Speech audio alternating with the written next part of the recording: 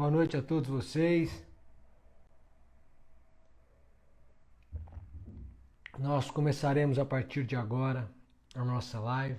Hoje nós continuamos a live sobre a mulher desiludida de Simone de Beauvoir. Sejam todos vocês muito bem-vindos. A live A Mulher Desiludida trata de Munique desta feita. Esse é o terceiro conto da obra de Simone de Beauvoir. Simone de Beauvoir foi o primeiro livro completo dela que li. Havia lido parte da Força da Idade e li este completamente, A Mulher Desiludida. Traz 3 contos, 3 mulheres que vivem diferentes fases da vida ou diferentes experiências de vida, mas que são, em síntese, mulheres desiludidas. O que acontece no último conto, que empresta nome à obra, A Mulher Desiludida, é a narrativa de Munique e um diário que Munique escreve e, portanto, todos os dias ela relata o que acontece, os diálogos que trava, os sentimentos que tem e o que acontece na sua vida. Eu digo aos senhores que não tenham pressa. Eu fiz diversas anotações. Eu tentarei ser breve, mas eu não serei. Certamente essa live durará mais do que as outras. Então se acomode aí no seu sofá e preste atenção a partir de agora. O primeiro ponto, que ainda está na primeira página e no primeiro parágrafo deste conto, o primeiro ponto, é sobre o exercício dos papéis. Os títulos de fato pouco importam. As pessoas que não exercem os papéis para os quais são designadas se tornam não pessoas. No início, quando ela fala sobre os prédios, ela diz o seguinte, isso em Paris: contemplei a sóbria majestade desses edifícios construídos com fins utilitários e que nunca serviram para nada. O abandono os transforma-os em um fantástico simulacro. Quem não exerce o seu papel se torna um simulacro daquilo que pretendia exercer. O prédio lindo, muito bem construído, que tinha um fim e, portanto, era utilitário, mas que nunca serviu a esse fim, é um simulacro de prédio. A casa que nunca foi habitada por ninguém, na verdade, não era casa. Nunca foi casa. O pai que nunca exerceu o papel de pai, não é pai. O marido que não exerce o papel de marido, não é marido. A mulher que não exerce o papel de esposa, não é esposa. E aí nós percebemos que não basta o título, a criação, a fundação, a construção. É preciso que haja a utilização, o emprego prático, a vida em exercício, segundo aquele papel que nós nos propusemos a exercer. Ela fala sobre o poder da liberdade e como a liberdade é capaz de remoçá-la 20 anos. Portanto, nós aprendemos com Munique que o erro de Munique não pode ser repetido por nós. Nós não podemos perder a liberdade.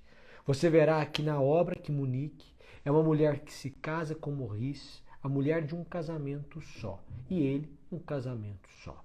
Eles se casam, têm 2 filhas e ela dedica a vida ao marido e às filhas. Para ela é um sinônimo de entrega, para eles um sinônimo de possessão. Ela então vive para o marido, vive para as filhas, depois as filhas saem de casa e ela se concentra no marido.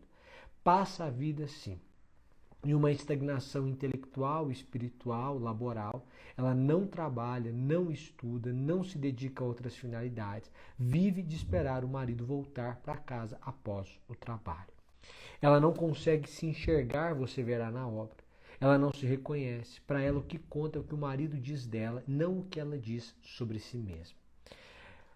Bom, mas nós vamos tratar de cada um dos trechos nos traz uma lição. E depois, ao final, nós resumiremos o que iremos extrair de Munique. Em verdade, há um ponto em que ela retorna para casa, sai para passear por qualquer motivo e retorna. E ela diz assim, mas não. Geralmente, quando volto para casa, encontra o Morris, mesmo em sua ausência. Eu quero destacar para você nesse ponto o poder do símbolo, do objeto, dos lugares. Há lugares que para nós têm especial significado porque carregados de história. Esses lugares podem não ter nenhum significado, podem ter nenhum significado para qualquer outra pessoa. Para você é muito forte. Eu me recordo certa feita, ouvindo a uma entrevista do ex-presidente Fernando Henrique Cardoso, quando da morte de sua esposa Ruth, ele disse, depois de um ano, que ele havia retomado as atividades, ido para alguns lugares, mas ele disse, eu só não consegui, em uma entrevista ao Jô Soares, voltar ainda a Ubatuba, porque lá a presença da Ruth é muito forte. Foi ela que decidiu a casa, os móveis, como seria tudo. E lá eu não consegui ir ainda. A Monique nos mostra aqui que a construção de um relacionamento se dá em determinados lugares também. Que esses lugares passam a assumir um significado especial nas nossas vidas. Esse símbolo de poder que esses lugares assumem nas nossas vidas são símbolos importantíssimos que nós precisamos considerar. Portanto, há lugares na sua casa, no seu lar, no seu trabalho, que são lugares que já assumiram uma especial relevância. Não viole esses lugares. Aprenda a respeitar a história daquilo que você construiu, ou que foi construído ali, porque aquela história pode sustentar a sua vida em alguns momentos de tribulação. Nós avançamos aqui, deixa eu só passar para cá, em que ela conta qual foi o erro do casamento de Monique. Ela diz assim, depois de 22 anos de casamento, relega-se tudo ao silêncio. E isso é perigoso. Penso que me ocupei demais com as meninas ao longo dos últimos anos. Morris deveria ter me feito compreender em vez de se atirar a um trabalho que o afasta de mim. É preciso que nos expliquemos. Depois de 22 anos de casamento, relega-se tudo ao silêncio. O erro de Monique e de Morris é relegar tudo ao silêncio. Depois de um tempo, a pessoa desiste de discutir, de conversar, de colocar em pratos limpos e de construir a partir dali. Ela prefere o silêncio. Ela não concorda e vive o silêncio. Naquele momento parece que ela encontra paz, mas naquele momento ela também encontra solidão. Se isso é feito por um dia, tudo bem. Se isso é feito por 22 anos ou depois de 10 anos, passa a ser feito. Isso é feito por 10, 12 anos, não se engane. Vocês passarão a morar na mesma casa, mas serão estranhos um para o outro. O erro de Monique que eu aprendo aqui é que é preciso que essa explicação seja uma constante. É preciso afinar o discurso e afinar as ideias, para que a gente não more com alguém que seja indiferente ou completamente diferente de nós mesmos. As pessoas evoluem e mudam. Isso acontece com o casal. Mas se o casal persiste no diálogo, essa construção e essa mudança tende a ser conjunta.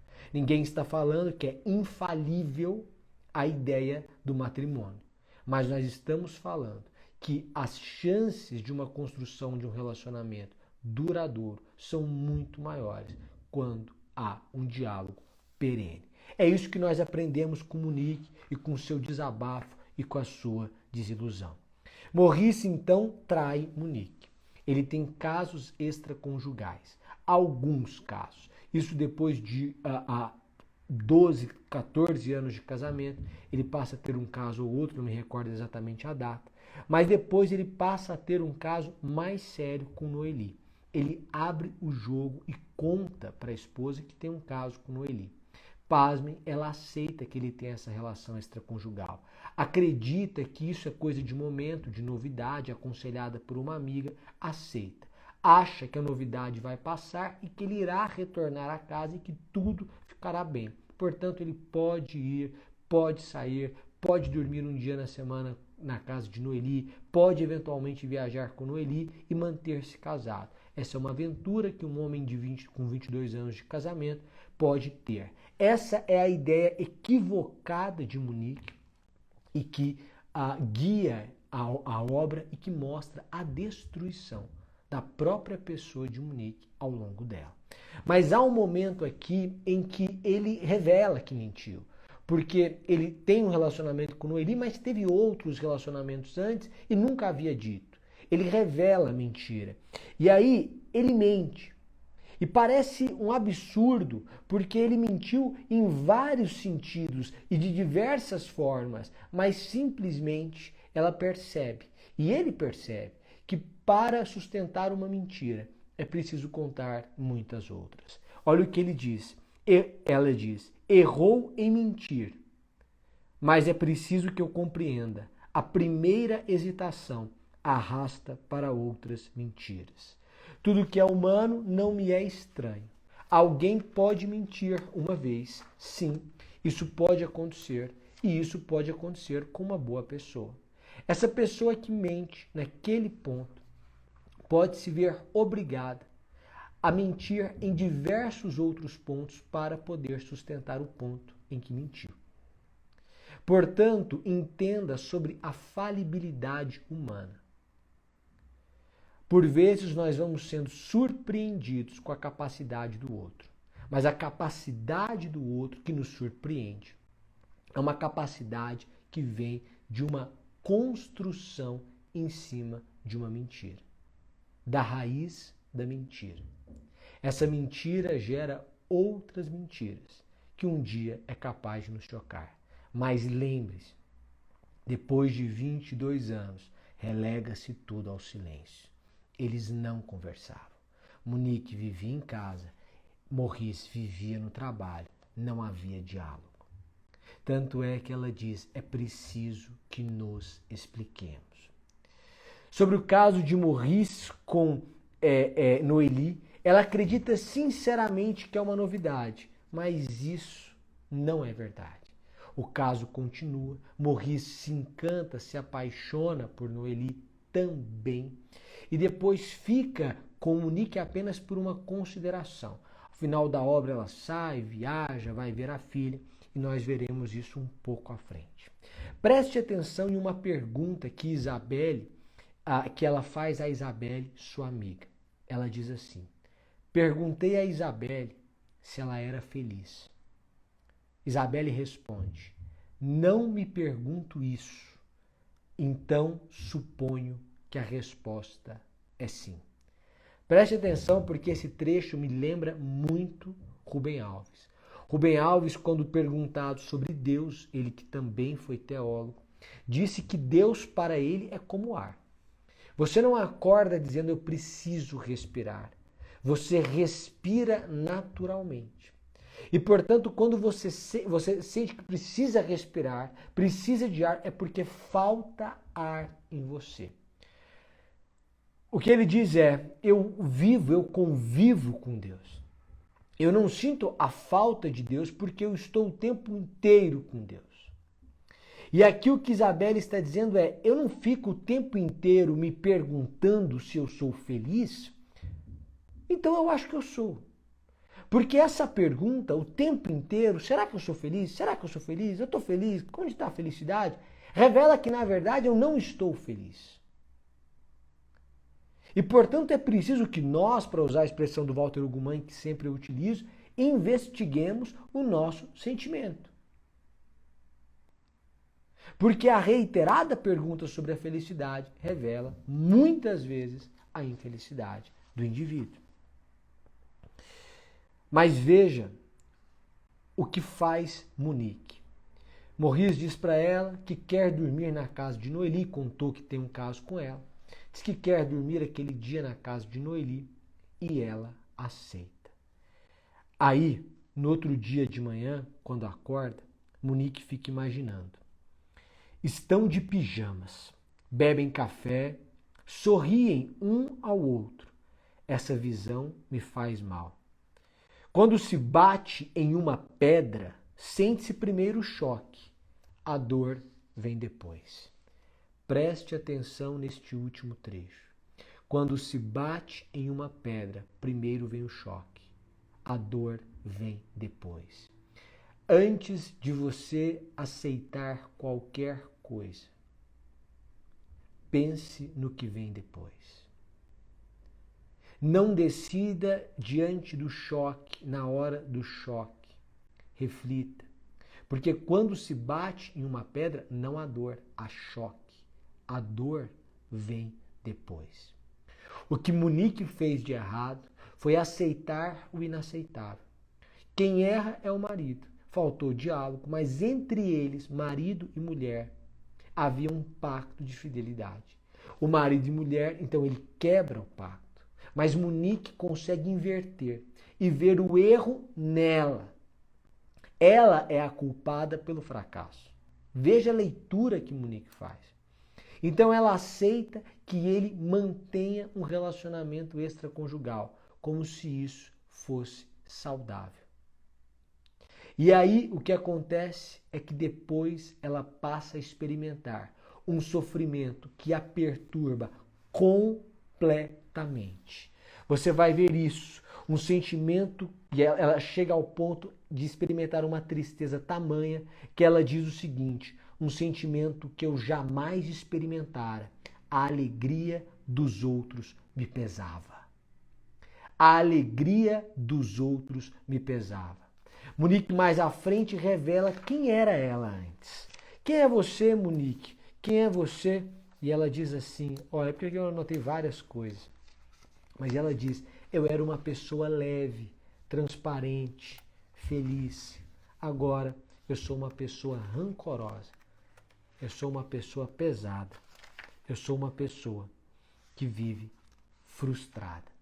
Por quê? Porque ela aceitou o inaceitável. Monique procura a própria culpa na traição do marido. Deixa eu te dizer uma coisa. Não deixe relacionamentos ficarem em silêncio. Segundo, não aceite o inaceitável. Isso eu aprendo com Monique. Bom, avancemos aqui. Aqui a parte que revela o fracasso. Ela diz assim: procurei refúgio em nosso passado. É curioso. Será que isso significa alguma coisa? Todas as lembranças que me vêm à mente têm mais de 10 anos. Quando Monique pensou no que havia de bom no casamento, no que havia de bom na sua relação, ela disse, não, eu vou pensar em algo bom. Quero trazer à memória aquilo que me traz esperança. Então Monique vai e diz, a última recordação que eu tenho muito boa com ele foi há um mês, não, há um ano, não, há 2 anos, não, há 10 anos. Deixa eu te dizer uma coisa. O que aconteceu com Monique e com Maurice foi que eles deixaram o relacionamento para trás e continuaram casados. Se a última lembrança boa que você tem do seu casamento é de 10 anos atrás, é porque o seu casamento fracassou. E é preciso reconstruí-lo. Se a última lembrança que você tem da sua relação é uma lembrança de 10 anos atrás, de 5 anos atrás, de 3 anos atrás, de 2 anos atrás, você está vivendo um fracasso de relacionamento. É preciso que vocês se preocupem em construir momentos de prazer juntos, boas lembranças, projetos em conjunto, boas experiências. Podem ser experiências simples, marcantes, de afeto, de cuidado. E isso é impressionante. Quando Monique quer se recordar de algo que marcou o casamento, que seja uma boa lembrança do casamento, ela precisa voltar 10 anos. Então eu pergunto a você, quanto tempo você precisa voltar para encontrar algo de bom no seu relacionamento? Se isso datar mais de 1 ano, é hora de você, então, propositalmente, criar novas situações para que haja novas lembranças de algo saudável. Sabe por quê? Porque quando você cria, você constrói. E o relacionamento é uma eterna construção. Eu poderia analisar racionalmente o casamento de Monique e dizer para ela: Monique, em primeiro lugar, não se cale. Em segundo lugar, não aceite o que é inaceitável. Em terceiro lugar, vocês precisam construir experiências continuamente. E se isso não for natural, no início, propositadamente, deliberadamente, para que essa relação permaneça viva. Monique avança, aqui eu já começo, e ela diz assim, ele diz assim: decidi me especializar porque eu estava farto de estagnação. Ela disse: mas Maurice, você não estava estagnado. Numa discussão deles sobre o casamento, sobre a vida dos dois, como fracassou. Ele diz: intelectualmente sim. Estava longe de tirar de mim tudo o que eu podia. O que incomoda Maurice e depois o que incomoda Monique é a estagnação intelectual. Eu não sei quantos anos você tem, nem a sua história de vida, mas eu quero dizer para você que a estagnação intelectual é um dos maiores equívocos que um ser humano pode cometer. A inteligência atrofia, para usar uma expressão do livro. Você não precisa de títulos, você não precisa de mestrados, doutorados, pós-doutorados, terceira faculdade, segunda faculdade ou primeira faculdade. Você pode ter, mas não precisa. Conhecimento, você precisa. Você precisa de conhecimento. A estagnação intelectual produz alguém fútil, emburrece, limita. E essa limitação destrói relacionamentos. Porque ele se sentia mal e queria ascensão intelectual e foi. Ela não quis. E essa falta de ascensão intelectual de conhecimento. E há conhecimento nas mais diversas áreas, inclusive na área da qual você gosta. E você precisa investir em você. Deixa eu te dizer uma coisa. Aqui, há um momento aqui, deixa eu só passar aqui, eu vou avançando e vou falando com vocês, em que ela se desnatura ao ponto, em que ela entrega completamente a vida a Maurice, sem reciprocidade, ao ponto de se desnaturar. Veja o que ela diz. Na presença de Maurice, não posso impedir de me sentir diante de um juiz. Pensa de mim coisas que não me diz, e isso me amedronta. Eu me via tão tranquilamente em seus olhos. Eu só me via mesmo pelos seus olhos. Uma imagem demasiado lisonjeira, talvez, mas na qual, em conjunto, me reconhecia. Eu só me reconheci em seus olhos. Eu só me via mesmo pelos seus olhos. Agora eu me pergunto, o que ele vê? Acha-me mesquinha, indiscreta, ciumenta e mesmo desleal, pois faço indagações às suas costas? Veja quem é Monique. Uma mulher que perde completamente a segurança por falta de amor próprio. Monique não é inteira. Monique já cedeu, já se desnaturou. Monique só consegue se enxergar pelos olhos de Maurice. Então ela diz, eu me via mesmo pelos seus olhos. Se quem eu sou depende do julgamento que o outro faz de mim, quer dizer que eu não sou mais. Eu deixei de ser. Ela depende de Maurice para tudo, para ser feliz, para viver, para decidir, para sentir-se bem. Se Maurice então reputa que ela já não é bonita, não é inteligente, não é uma pessoa feliz, então ela passa a se enxergar assim. Há um momento que no final, mais triste ainda, em uma conversa com ela e Luciene, que isso fica evidente. O que acontece com Monique? Acontece o seguinte, olha o que ela diz. Tenho que me controlar, a me policiar, mas é completamente contra a minha natureza. Eu era espontânea, transparente, serena.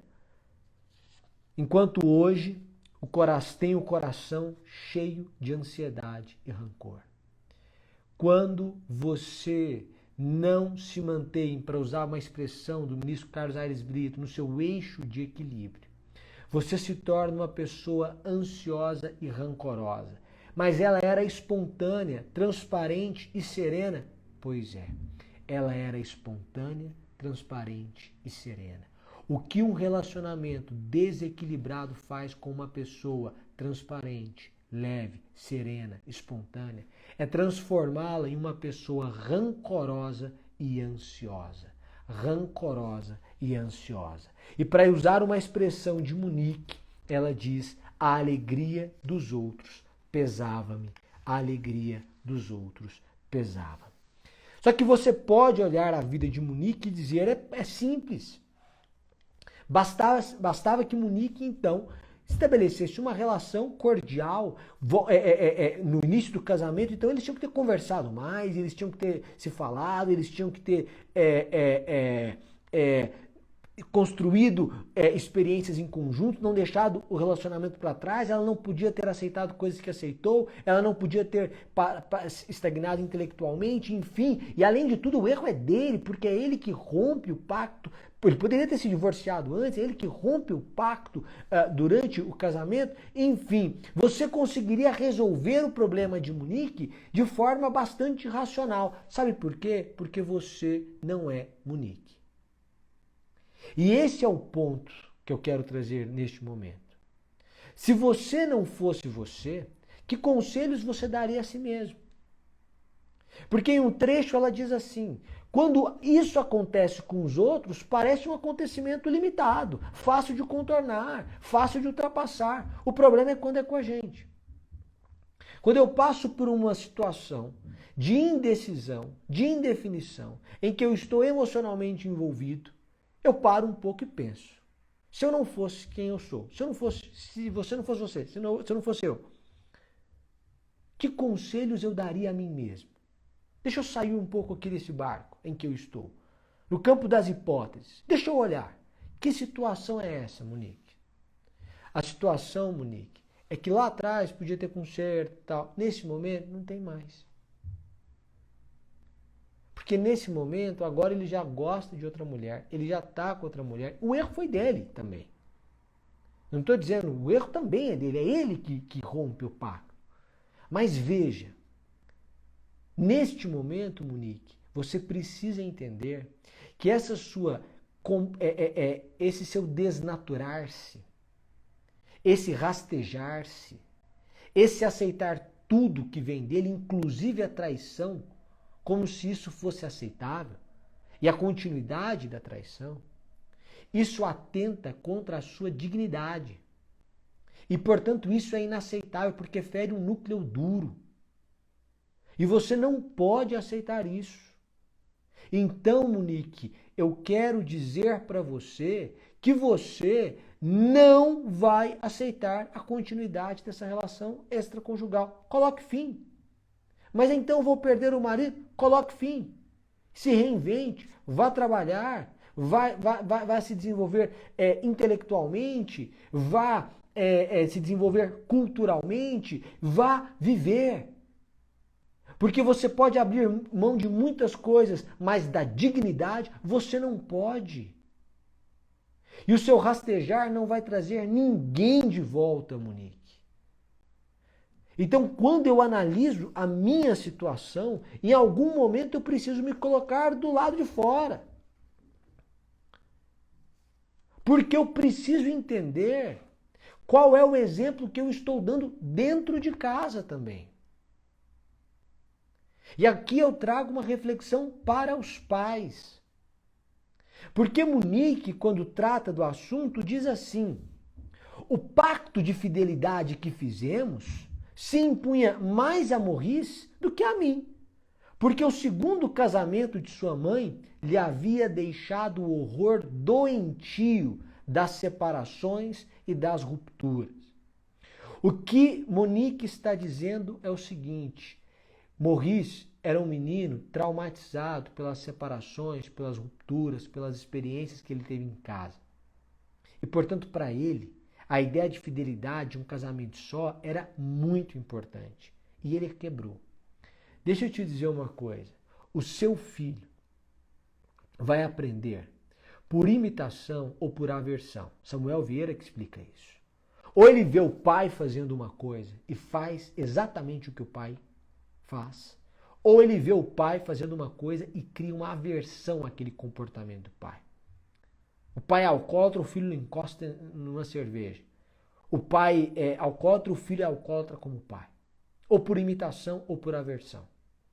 Então eu pergunto a você, qual é o exemplo de marido ou de mulher, de companheiro, de companheira que você tem dado? Porque isso traz repercussão na vida do seu filho. E essa é uma reflexão que nós precisamos ter. Às vezes, nós, em um relacionamento, pensamos que a outra pessoa, e agora para pessoas que estão namorando, enfim, pensamos que a outra pessoa tem às vezes um déficit de caráter, ou a outra pessoa não consegue entender o nosso sentimento. Às vezes, a outra pessoa já não lhe quer mais.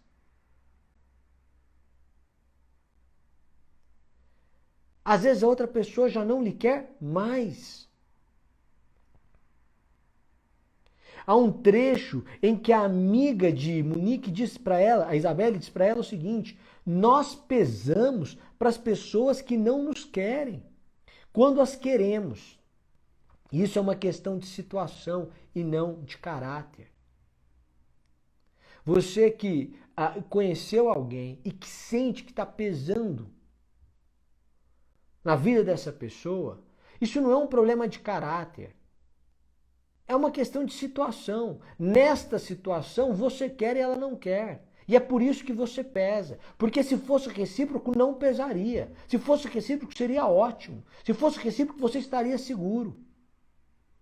Mas essa sua insegurança, que sempre resulta em um peso que você cria, é fruto da falta de reciprocidade.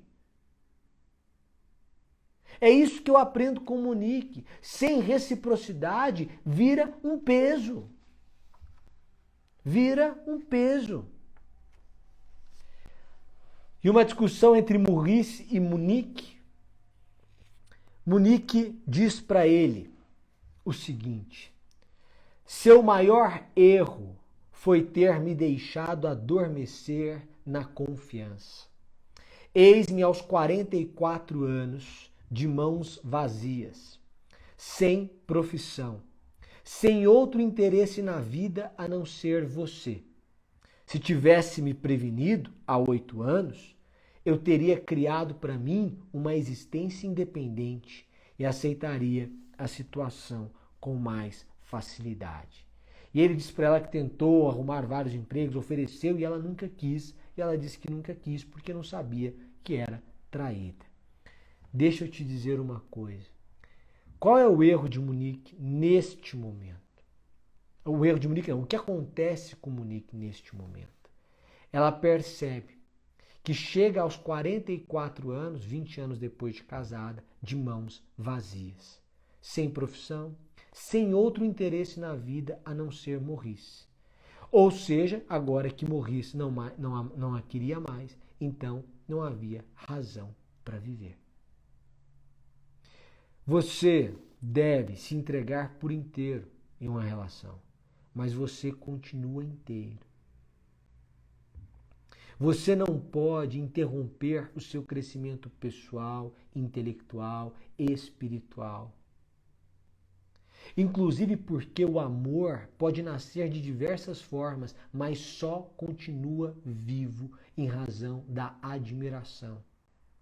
Sem a admiração, o amor que nasceu das mais diversas formas morre, sucumbe.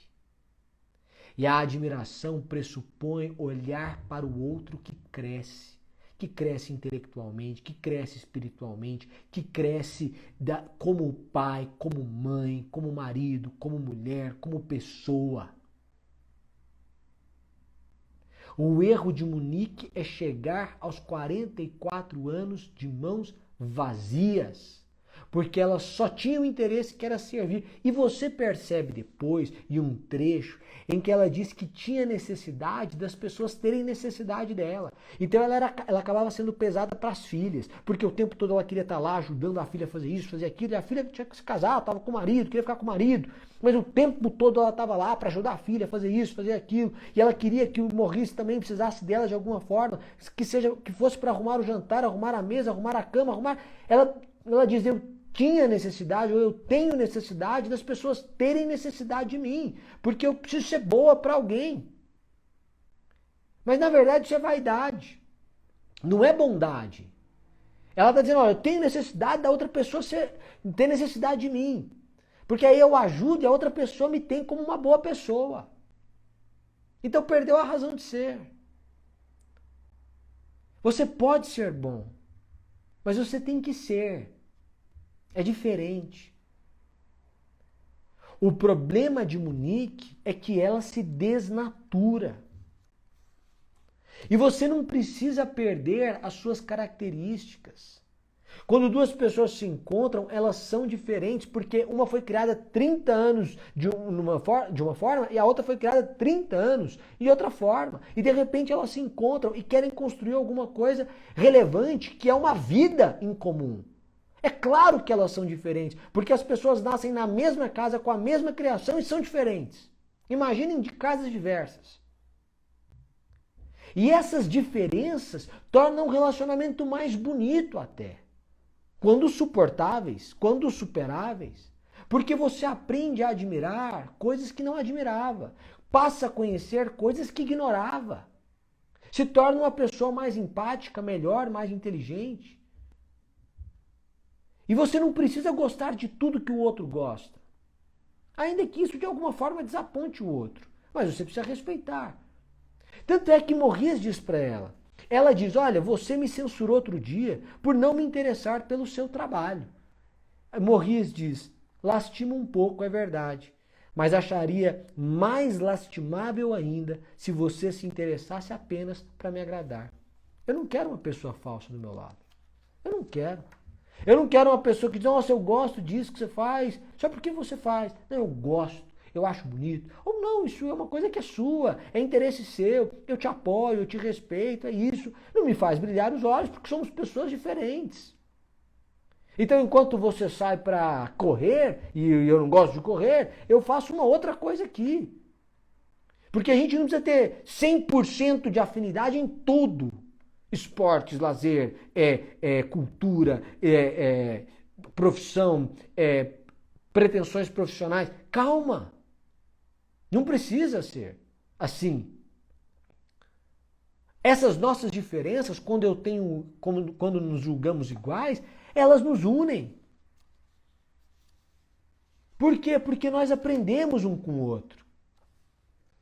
Agora veja o trecho em que a amiga de Monique a aconselha. Ela diz, o psiquiatra na verdade, a inteligência, aliás, a amiga, a inteligência se atrofia quando não a alimentamos. A inteligência se atrofia quando não a alimentamos. E aí ela continua, agora Monique.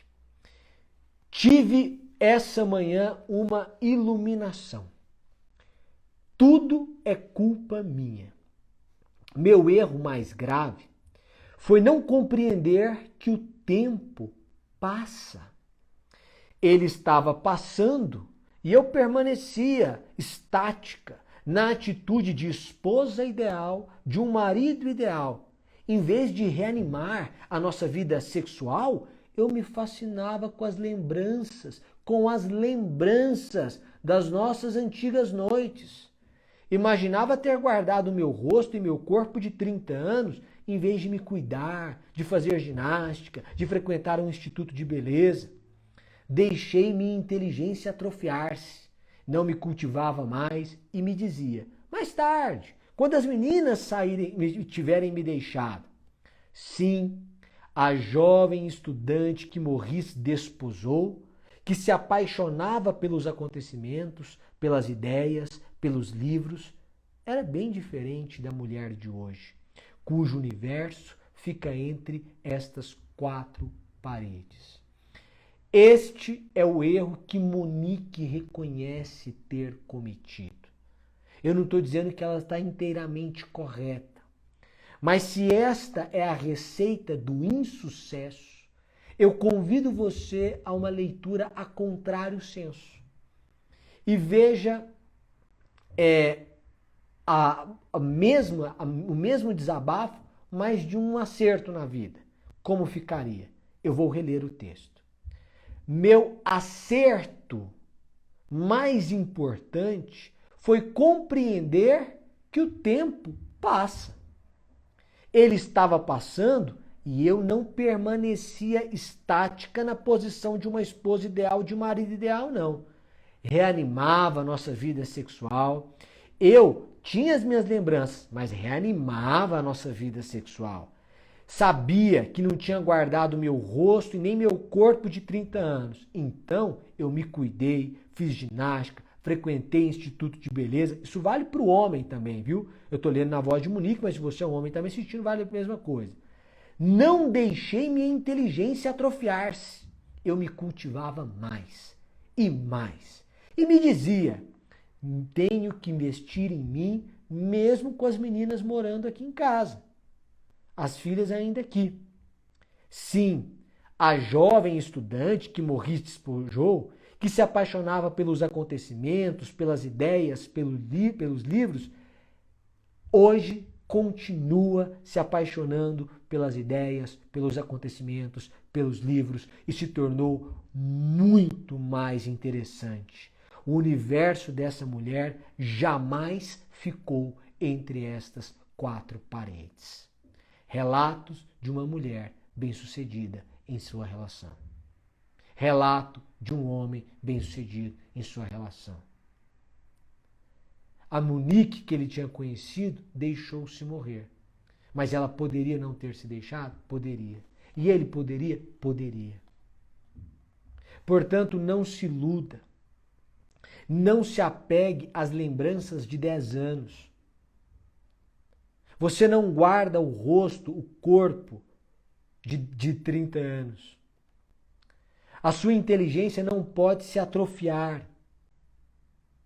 Você deve continuar apaixonado pelos acontecimentos, pelas ideias, pelos livros. E isso vai fazer de você uma pessoa cada vez mais interessante. Nunca a sua cabeça deve se limitar a quatro paredes. Monique se prende ao passado. Ela diz o seguinte: não tenho mais nada a não ser o meu passado. É triste o relato de Monique. É triste a forma como Monique enxerga a vida. Porque a mulher leve, espontânea, transparente, se torna uma mulher rancorosa. Tanto é que em uma festa, onde há vários casais, ela diz o seguinte: nos outros anos, na festa, o laço que unia cada um a cada uma me parecia palpável. Acreditava nos casais porque eu acreditava no casamento. Agora eu via indivíduos dispostos ao acaso, uns em frente aos outros. Tinha vontade de gritar: tudo é falso! Trata-se de comédia, de paródia. Beber juntos champanhe não é comungar. Esse trecho aqui é de uma inteligência brilhante. Realmente Simone de Beauvoir foi uma grande escritora. Beber juntos champanhe não é comungar. Em primeiro lugar, a pessoa frustrada é uma pessoa frustrante. O relato de Monique em uma festa, em que ela diz: há um ano eu vinha e eu via aqui casais e pessoas unidas, agora eu vejo factoides, eu vejo atores, eu vejo mentira, porque nós vemos as coisas não como elas são, mas como nós somos. Ela deixou de acreditar na possibilidade de um relacionamento duradouro, verídico, saudável. E você não pode perder essa fé. O caminho para a destruição nós vemos com Monique. E, portanto, nós podemos trilhar o caminho inverso. Mas para isso nós precisamos entender que tomar champanhe juntos não é comungar. A festa juntos não significa comunhão, unidade, um só corpo. E aí fica a reflexão para o seu relacionamento hoje. Ele é beber champanhe juntos ou é também comungar? Vocês festejam, se animam, se divertem juntos, mas também são um só. Uma só carne, um só propósito, uma só ideia. Próximo trecho que destaco. Monique diz o seguinte: escolhi enterrar-me em meu túmulo, que é o apartamento dela. Não vejo o dia nem a noite. Quando a coisa vai mal demais, quando se torna intolerável, engulo álcool, tranquilizantes ou soníferos. Quando melhora um pouco, tomo estimulantes e me atiro a um romance policial. Eu quero destacar a primeira palavra, que é um verbo deste parágrafo. Ela diz escolhi. Escolhi enterrar-me em meu apartamento. É o caminho da solidão que Muriel tomou e que agora Monique toma. O afastar-se, o isolar-se, o enterrar-se no seu próprio apartamento. E aí a pessoa começa a se drogar. Álcool, tranquilizante, sonífero, se as coisas estão mal. Se ela começa a se animar, então estimulantes e vou ver um romance policial. Ela se isola. Nós estamos tratando de uma mulher que agora é uma mulher doente. Ela era uma mulher saudável, leve, espontânea, transparente. Mas o relacionamento desequilibrado, o fim, a frustração, a decepção, tudo isso a tornou uma mulher rancorosa, ansiosa e agora doente. Deixa eu te dizer uma coisa. As pessoas podem ver você caindo no buraco e não vão te contar que você está caindo no buraco por uma questão de polidez. Ninguém que não seja muito seu amigo e muito franco vai se indispor ou vai lhe constranger. Vai constrangê-lo. Em algum momento, uma amiga de Monique, Diana, decide falar para ela. Fala, Monique, não há condições de você continuar assim. E ela diz, ninguém ousa dizer-lhe a verdade. Eu acho que frequentemente, por querer poupar demais as pessoas, só lhe fazemos mal. É preciso que você se convença de que Maurice ama Noeli. É muito sério. Acredite, chega um momento em que é preciso saber parar. A amiga chega para falar assim, Monique, pronto. Eu não sei você que já terminou um relacionamento, que está sofrendo, que acabou, porque aquela pessoa morreu para a sua vida. É um luto. Mas é preciso apagar o que está escrito no quadro para escrever uma nova história, valendo-nos de Machado. O que ela está dizendo aqui, a amiga dela, chega. Ele já está com outra mulher, ele já gosta de outra mulher, já acabou. E frequentemente nós não queremos fazer mal para uma pessoa e acabamos fazendo. Por querer poupar demais as pessoas, só lhes fazemos mal. Às vezes a gente tem que dizer a verdade para as pessoas. Tem que chegar na pessoa que está próxima a você, que é seu amigo, que está mal, que está fazendo errado, e tem que ser sincero. Tem que parar de fazer papel de idiota. Tem que falar a verdade. Isso não tem cabimento. Chega. É isso que Diana fala. E nós precisamos ter essa autocontenção. E se a gente não tem, que alguém venha e nos ajude. Porque é preciso ter amigos. Quando você se sente só, o mundo parece apontar a sua solidão. Há um trecho em que ela diz assim, por que não vejo meus amigos? Por que não vou ao cinema? É impossível. Houve um tempo em que eu podia ir ao cinema e até ao teatro sozinha. Era porque eu não estava só. Havia a presença de Morrice em mim e em torno de mim. Agora, quando estou só, eu me digo, estou sozinha e tenho medo. Uma pessoa é casada, é noiva, tem namorado, enfim, e passa por qualquer motivo, 1, 2, 3 semanas sozinhos, o outro viajou, foi a trabalho, enfim, por qualquer motivo, está sozinha nessas 3 semanas. Essa pessoa é capaz de ir ao cinema sozinha, não se incomoda. É capaz de ir ao teatro sozinha, não se incomoda. É capaz de ir a um restaurante sozinha e não se incomoda. Por outro lado, uma pessoa que já se sente solitária, em solidão, pode ir ao teatro sozinha, ao cinema sozinha, ao restaurante sozinha.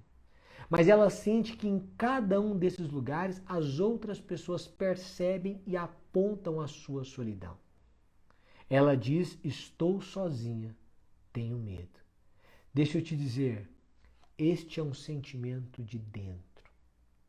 E este é um sentimento que traz um apontamento, um apontar de dedos que começa com o seu, não com os outros. É porque quando você está em completa solidão, parece que o mundo aponta para você e mostra a sua solidão. O mundo te esquece, mas esse esquecimento do mundo é um apontar de dedos que revela a sua solidão. Por isso é preciso curar-se. Por isso é preciso tornar-se Luiz Alves. Por isso é preciso compreender o conceito de amor de Platão. Amor é a busca do belo e do bom. E do belo na mais nobre acepção de beleza. E, portanto, é preciso buscar a bondade e a beleza. E o amor, então, buscará você. A ideia aqui de uma solidão que entristece mesmo naquilo que era capaz de animá-la. Porque havia uma tristeza gigantesca nela. É preciso entender que as pessoas vão ajudá-lo em algum momento. Você que está mal, pega o telefone, liga para o seu amigo, ele conversa com você. Se você não tem o costume, manda uma mensagem à meia-noite para um amigo dizendo eu preciso conversar com você com urgência, se possível me atenda, ele vai te atender. E ainda que no outro dia ele tenha que acordar às 6 horas da manhã, ele é capaz de ficar até às 2 horas da manhã conversando com você, tentando acalmá-lo, aconselhá-lo, ouvi-lo. Mas se você faz isso hoje, tudo bem. Amanhã, no mesmo horário, ele te atende. Terça-feira, ele te atende. Quarta-feira, ele te atende. Quinta-feira, pode ser que ele não te atenda. Faça isso durante 2 meses. Todo dia, ligue à meia-noite para o seu amigo para desabafar, para contar o mesmo problema. E mesmo com ele apontando soluções para você, você não toma atitude nenhuma. Você só lamenta. São lamentações atrás de lamentações, vitimizações atrás de vitimizações. Você não toma uma atitude. Depois de um tempo, nem o seu amigo suporta atendê-lo mais. Isso é humano. Veja o que ela diz. Quando se está por baixo, só se pode subir, disse Marie Lambert, uma amiga dela. E aí ela diz assim, que estupidez.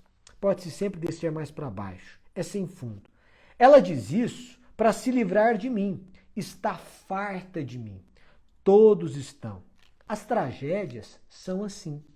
As pessoas se interessam, são curiosas, são boas, mas quando se repetem as tragédias e marcam passo todo dia, tornam-se fastidiosas. Mesmo para mim é tão cansativo. Isabelle, Diana, Colette, Marie Lambert já estão cheias. As amigas não suportam, nem a filha, as suas lamentações mais. Ninguém aguenta. Porque você pode ir, mas você quer solução ou não? Você pode desabafar hoje, mas quando houver solução, você tem que seguir por esse caminho. Ela vai ao psiquiatra, o psiquiatra diz, Monique, você tem que voltar a escrever o seu diário. Por quê? Porque você tem que se interessar por você, tem que encontrar esse eu que está perdido. Ele insistiu para que eu retomasse este diário. Compreendo bem sua estratégia. Tenta restituir meu interesse por mim mesma, restituir minha identidade. Mas para mim só existe Morris. Para mim só existe Morris. E aqui nós caminhamos já para o final. Para mim só existe Morris. Sem Morris, ela não existe mais. Olha a tristeza. Olha a tristeza de Muriel. Por fim, em um último diálogo, Monique, né? Monique conversa com a filha. E ela pergunta para Luciene, sua filha, como ela a descrevia, ou a descreveria. E a filha diz assim: você é muito francesa, muito soft, muito idealista, falta-lhe defesa, é o único defeito. É o único? É. Fora isso, mãe, você é viva, alegre, encantadora. Como você própria se vê? E aí Monique diz: como um pântano. Tudo está submerso na lama. Não sei mais nada, não somente quem sou, mas como deveria ser. Como viver sem acreditar em nada, nem em mim mesmo? Como é que Monique se vê? Como um pântano. Tudo está submerso na lama. Aqui eu me lembro de Erasmo de Roterdã, no Elogio à Loucura, em que ele diz: que importa se todos te vaiam e tu mesmo te aplaudes? Esse é o elogio da loucura. Eu estou bem. Alguém está falando, mas eu estou me sentindo bem. Maravilha. E o inverso? Que importa se todo mundo te aplaude e você mesmo se vai? Essa é Monique. A filha diz: olha, mãe, para mim você é uma mulher viva, alegre, encantadora. Mas e você, como se vê? Ela diz: eu me vejo como um pântano. Tudo está submerso na lama. Então eu pergunto a você: como é que você se vê? Como é que você se vê? Porque esta resposta explica muito de como você, explica muito de você. Ela diz: não sei mais nada, nem somente quem sou, nem como deveria ser. Como viver sem acreditar em nada, nem em mim mesmo? Eu não sei como você é, mas como você é e como você deveria ser. Como você gostaria de ser? Essas são perguntas que nós trazemos. É preciso aprender com Monique. Aprender que um relacionamento não pode ficar em silêncio.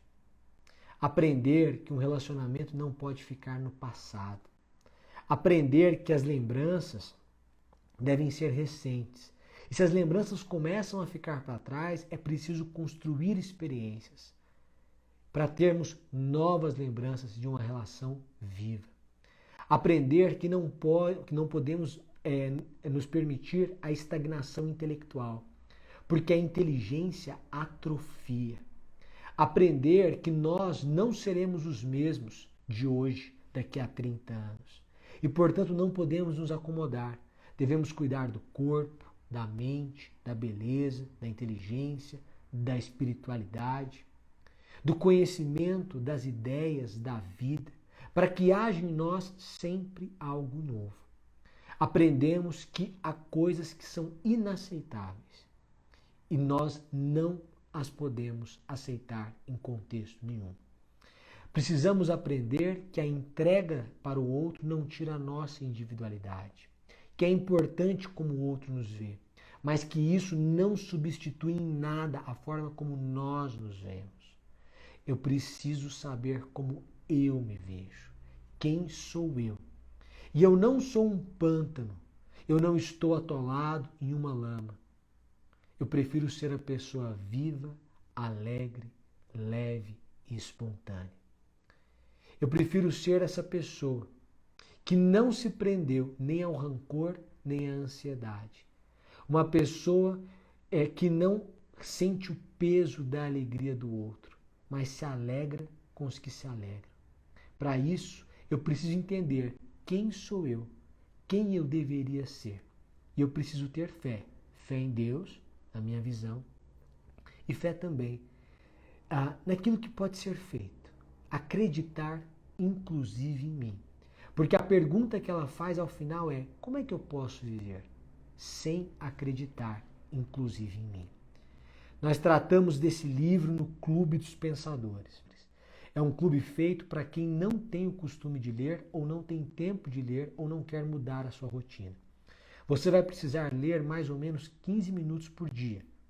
Não mais do que 15 minutos por dia, de segunda a sexta só.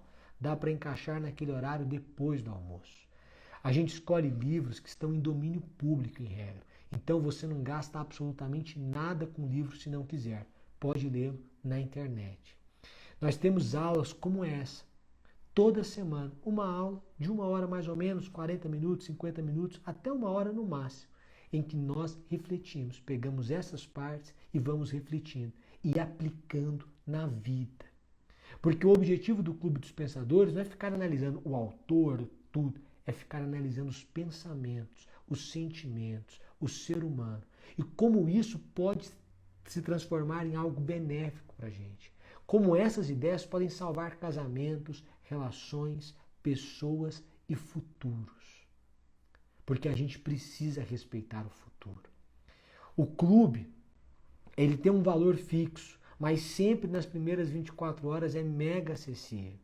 Ele é R$ 596 em 12 vezes, mas nas primeiras 24 horas é só R$ 298 em 12 vezes. Dá 20 e poucos reais por mês. E não há livro, não paga com livro, não paga mais nada, é só isso. Você vai ler ao final de um ano 12 livros. E isso vai transformar a sua vida. Eu vou ser o seu professor de literatura, dessas reflexões, no clube. São 48 aulas, uma aula por semana, 12 livros.